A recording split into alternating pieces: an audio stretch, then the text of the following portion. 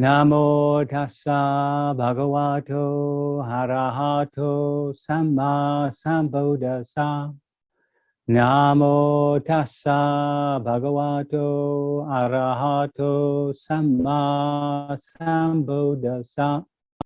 Namo tassa bhagavato arahato samma sambuddhassa. Homage to the Buddha, the blessed, noble, and fully self-awakened one. Okay, so we're celebrating the moon night. Actually, I think it's on Wednesday, but we have to bend the rules a bit for our culture. So we're doing it tonight. And the topic is on karma and rebirth. So just going through the sort of basics, really, just being sure as to what we mean by personal karma. In other words, the karma that leads to liberation. So we understand in Buddhism that there are 5 laws. The first one being called the law of heat. That's how it translates. But it's really to do with what we would call physics and chemistry, just matter. So those are laws which are separate from personal responsibility. Now, what I think is really pointing to here is things like the tsunami. So in the East, if you were a victim of the tsunami, they would tend to think that was because in some past life, you must have drowned somebody or something worse. So it gets a bit far-fetched. So we have to be clear that the earth, matter, has its own properties, and we happen to be born at this time. Now, there is this connection, of course, with climate change, but that comes later. The next one is hereditary. Excuse me. You can't, if you're born with a disease coming from your parents and their parents and back all the way, that's not your personal karma. That's to do with, being born with that certain genetic makeup. Now, what is your personal karma is how you relate to it. And again, we'll come to that in a minute. So it's to think of somebody who's born, say, with Down syndrome, and to think that they are, therefore must have been some sort of animal in the past life, and that they're born at the same level of intelligence. That wouldn't be correct, okay? Even they have their own karma to work out. The next one would be chitta. So this is our psychology. So we're born with a certain set of psychological rules, and that's as simple as that. A simple one would be just the way we learn language. And that's all to do with the mind, the wake up of the mind and the brain. So remember, in the Buddha's teaching, the mind and the body are 2 separate energy systems. And when we're reborn, it's the mind that leaves the body. And we'll come to that again when we have just a quick reminder of what rebirth is. So again, you have to be very careful when we're talking about personal karma, the karma that leads to liberation, or not, is the opposite way too. And this leads us to the problem of social karma. So a lot of people might talk about social karma, meaning the karma of, say, being born in British culture or in another culture. And again, that wouldn't be quite the way that the Buddha would see it. He would see it more as a collection of individuals. And the collection of individuals have agreed to certain rules and regulations, certain cultural norms. Most of this is passed on to us, whether we like it or not, when we're children. But it's not as though it's something that is out there as a social or as something separate from individuals, right? The whatever is passed on to us through our societies is passed on individually, through our parents, through the media, and so on and so forth. So again, it's about individuals. And it's the same when when you think about, say, thousands of deaths from famine or thousands of deaths from all these conflicts that are going on. All that really is individuals who are dying. And some will die very peacefully, some will not have suffered greatly, and others, of course, will have died in agony. But again, it's all very individual. It's our universe, right? So if you think about it, everything that we're experiencing is coming in through the senses and through our own particular conditioning. And what we're experiencing now is our own little universe, and we're always at the center of it, right? So when somebody steps into that universe and does us harm, that isn't our personal karma. That's coming from their decision making. Our personal karma is how we react. Okay, so that takes us into the next section about karma itself, the law of karma. And this is all about ethics. And you could say that the Buddha really, you could reduce all his teachings to ethics and transcendence. And the reason for that, remember, is that because of this delusion that we are suffering from, we enter into a wrong relationship. So when we look at our ethical, moral behavior, that will be a measure of our wisdom or lack of it. So there's a connection there between the process of liberation and ethics. So there's always this purification has to go on at the same time as insight.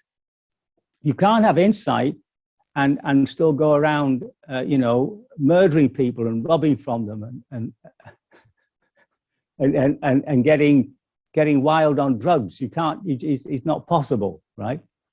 Because of the connection between the delusion and how it manifests, and the process of beginning to undermine that delusion through the process of ethical behavior. And that's all put out, of course, in the Eightfold Path, right speech, right action, right livelihood. And the more we work on that, the more it sort of feeds back into the way that we understand the world. Yeah. So that karma, when we talk about the Lord of karma, we're talking really about ethics, and that's now beginning to be where the core work is, you might say. The final one is to do with Dharma, and these are, of course, the basic teachings of the Buddha, the Four Noble Truths, the law of karma itself, and wheel of dependent origination itself too. So all that teaching of the Buddha comes under the law of the Dharma. The Dharma itself is the truth that will, when we take it on, will lead us to the end of our own personal inner suffering, okay? So remember, the suffering we're talking about is to do with wrong understanding. So it doesn't include physical suffering. So long as we have a body, it is going to give us pain. It's just the way it is. But the heart, once cleansed of all its negativity, of all its unwholesome habits and understandings, begins to be in a state of one of the four great illimitables, one of the four Brahma Viharas. It's in some state of love, or some state of compassion, some state of joy, or just peaceful equanimity. So, you can, that's the Buddha heart, yeah? But don't confuse that with the Buddha itself, the Buddha within, which is this pure awareness. Huh? Remember, the awareness is within this psychophysical organism, right? And it's through this organism that it's manifesting its delusion or its wisdom, yeah? Okay. So that's the Dharma. So the point here is to be very clear as to what is our personal karma the karma that leads to either continued rebirth or to liberation. And it all comes back to the dependent origination and to the point of reaction to what we're experiencing, right? And that's, oh, just a minute. I don't know what this is. Thank you very much. That's a bit of an interruption from Dell. Can't help it, you know, it's just one of those things. So dependent origination, what it's saying is that this tanha, this wrong relationship to thing that we call attachment, indulgence, aversion, fear, all these sorts of reactions to what we are experiencing is the cause of our unsatisfactoriness, our suffering, and our continued suffering. And it's when we undermine that we begin to roll that ball, that wheel backwards upon itself, and we come down to the root problem, which is about our sense of identity. Right? That's where the root is. Remember, his victory verse is that he had discovered the house builder. And he's broken down, he's found the house builder, he's broken the house, he's broken this and he's broken that. It all sounds very violent.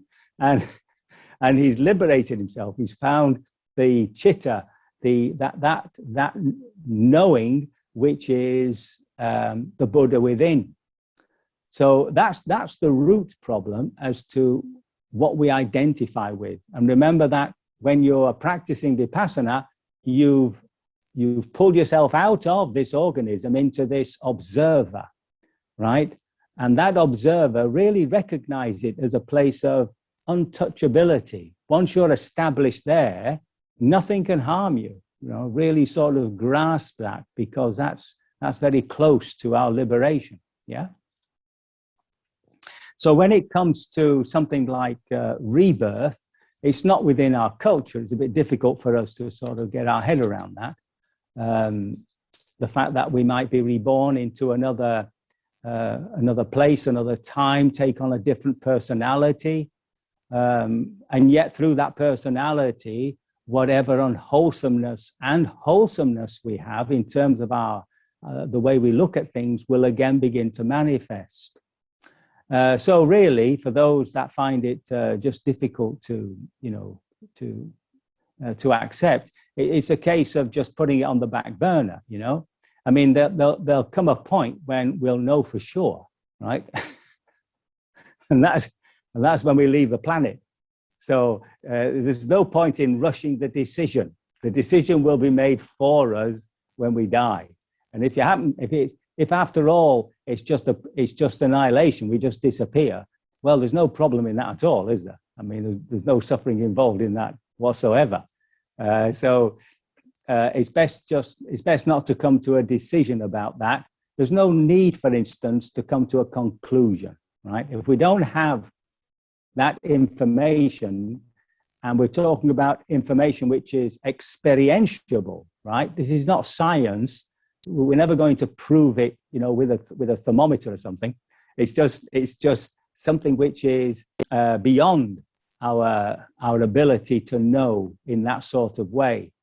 But there are people who have come out of the body and have gone to such places, and they stand as witness to that possibility. So really, it's just a case of keeping it as a possibility. Yeah.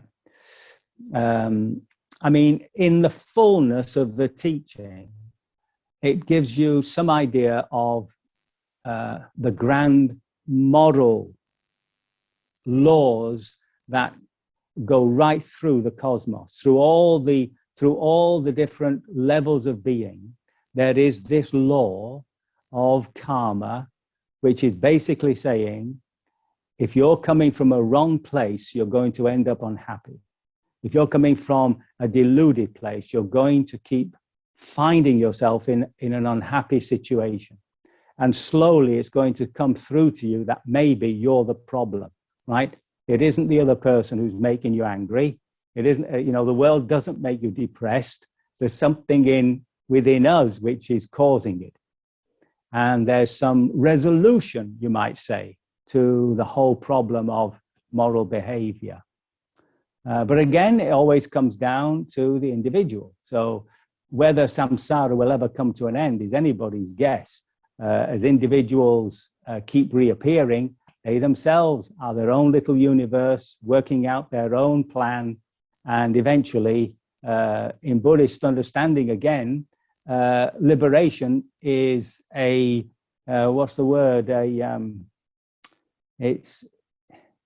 It has to happen. It's within the process. It's, oh dear, I can't think of the word.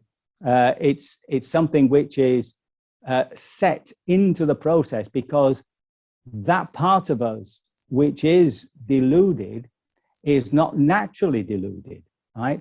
Itself is clear of delusion. What it is a simple not knowing, right? So in itself, it is absolutely pure and whole. But because of this misunderstanding, it finds itself creating this bad karma, these bad consequences, unwholesome consequences, the suffering. And it can pull itself out and return to its original purity. Otherwise, there'd be no escape. Huh? So that's what the Buddha says in one of these little verses about the process. There is an unborn, there is an undying, there's something that doesn't die, there is an unconditioned. And then he says, if it were not so, there would not be an escape from what is born and dies and is conditioned. Yeah. So there's hope for us all. This is the big message, right? So no matter how miserable we become, there is an end. So we have to accept that. I mean, he's up there on his pedestal, and he's definitely teaching us that.